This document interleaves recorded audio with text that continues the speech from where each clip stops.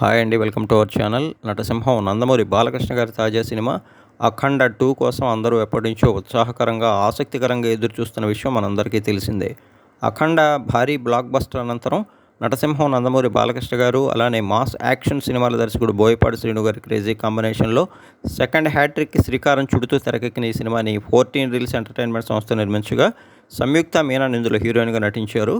మొత్తంగా అయితే ఈ సినిమా నిన్న నైట్ ప్రీమియర్స్ ద్వారా ప్రేక్షకాభిమానుల ముందుకు వచ్చింది.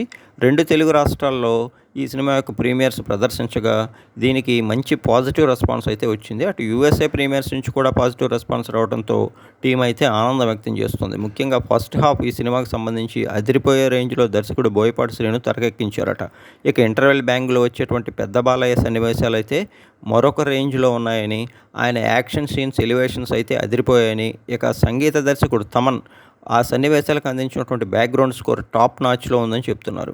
అయితే సెకండ్ హాఫ్ పరంగా కొంతమంది బాగున్నప్పటికీ అక్కడక్కడ మిక్స్డ్ టాక్ అయితే లభిస్తుంది. ఓవరాల్గా సెకండ్ హాఫ్ కూడా బాగుందనేటువంటి మొత్తంగా టాక్ చెప్తున్న వారు కూడా ఉన్నారు. మొత్తంగా బీసీ సెంటర్స్తో పాటు మాస్ యాక్షన్ సన్నివేశాలు ముఖ్యంగా మాస్ ఆడియన్స్ని ఆకట్టుకుంటాయని, అలానే ఫ్యామిలీ ఆడియన్స్ కూడా ఈ సినిమాకి క్యూ కడతారనేటువంటి అభిప్రాయం కూడా వ్యక్తం అవుతుంది. ఓవరాల్గా అయితే 'అఖండ 2' సినిమా మంచి రెస్పాన్స్ని అన్ని చోట్ల నుంచి అందుకోవడంతో 14 రీల్స్ ఎంటర్టైన్మెంట్ టీం నిర్మాతలు అయితే ఆనందం వ్యక్తం చేస్తున్నారు.